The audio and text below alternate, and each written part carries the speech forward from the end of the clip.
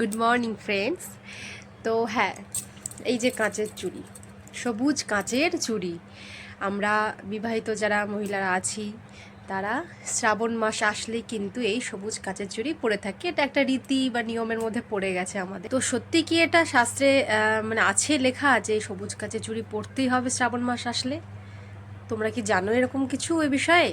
অনেকেই হয়তো জানবে এই বিষয়টা, কিন্তু অনেকেই যারা জানো না তাদের জন্য আমি আজকে শেয়ার করছি। শ্রাবণ মাসের কাঁচের চুড়ি বিষয়টা কিন্তু সোশ্যাল মিডিয়ায় অনেক ভাইরাল। ব্যাপারটা হচ্ছে, এই প্রথাটি আসলে উত্তর ভারত ও রাজস্থানের খুবই একটা জনপ্রিয় প্রথা।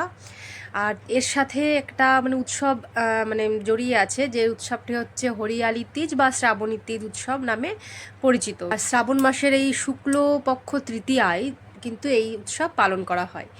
এই দিনেই কিন্তু নারীরা সবুজ চুড়ি, সবুজ পোশাক এগুলো পরে, তারপরে হাতে মেহেন্দি করে, দোলনায় দোল খায়, গান করে, এরকম একটা অনুষ্ঠানের প্রচলন কিন্তু আছে। ঠিক আছে, আসলে এই উৎসবের মানে কারণটা হলো, পৌরাণিক গল্প অনুসারে দেবী পার্বতী যখন কঠোর তপস্যার মাধ্যমে দেবাদিদেব মহাদেবকে তার স্বামী হিসাবে ফিরে পেয়েছিলেন, তাদের পুনর্মিলনের এই আনন্দেই কিন্তু এই তীজ উৎসব পালন করা হয়। আর দেখো, এই শ্রাবণ মাসে কিন্তু চারিদিক সবুজ হয়ে থাকে, এটার জন্যও কিন্তু এই সবুজ বিষয়টা, সবুজ যে রং, সেটাও কিন্তু এই শ্রাবণ মাসে খুবই গুরুত্বপূর্ণ। হ্যাঁ, আর বিবাহিত নারীদের ক্ষেত্রে বলতে গেলে অবশ্যই এটাকে ধরা হয় একটা রীতি, যে সৌভাগ্যের প্রতীক, এভাবে সবুজ চুড়ি পরলে একটা স্বামীর কল্যাণ হয়, পরিবারের ভালো হয়। সেই জন্যও কিন্তু আমরা বিবাহিত মহিলারা সবুজ চুড়ি পরে থাকি। তো এবার আসি, এর সাথে মানে কোনো শাস্ত্রের কোনো যোগাযোগ আছে? তো এর সাথে কোনো শাস্ত্রের যোগাযোগ নেই যে সবুজ চুড়ি পরলে শিব ভগবান আর কি আমাদের দেবাদিদেব মহাদেব তুষ্ট হয়ে যাবেন, এরকম কিন্তু কিছু লেখা নেই। ঠিক আছে, আসলে ওটা একটা প্রচলিত রীতি অনুযায়ী আমাদের এখানেও কালচারটা চলে এসেছে।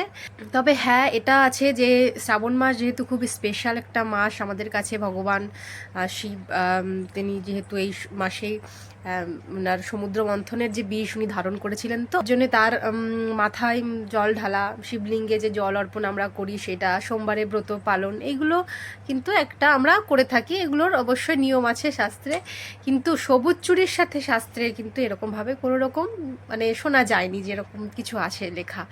তো যাই হোক, এটাই তোমাদের সাথে শেয়ার করার ছিল। সোশ্যাল মিডিয়ায় কিন্তু এরকম অনেক ভাইরাল মানে ব্যাপার আছে যে শাস্ত্রে লেখা আছে, শাস্ত্রে লেখা আছে, তবে এরকম কিন্তু বন্ধুরা কোনো রকম লিঙ্ক শাস্ত্রে নেই। অবশ্যই এটা এটা মানে সংস্কৃতি, এটা একটা কালচার থেকে কিন্তু আমাদের মানে এসেছে। তো সেই জন্যই আমরা এটাকে পালন করি। ভালো লাগা, সবুজ মানে তো একটা অন্যরকম নতুন প্রাণের সূচনা, চিরতরুণ একটা ব্যাপার। তো যাই হোক, এই জন্যই তোমাদের সাথে তথ্যটা শেয়ার করার ছিল। আমিও এই বিষয়টাকে মানে জাস্ট জানার চেষ্টা করেছিলাম যে অ্যাকচুয়ালি ব্যাপারটা কেন আমরা এটা মানে পালন করি এভাবে।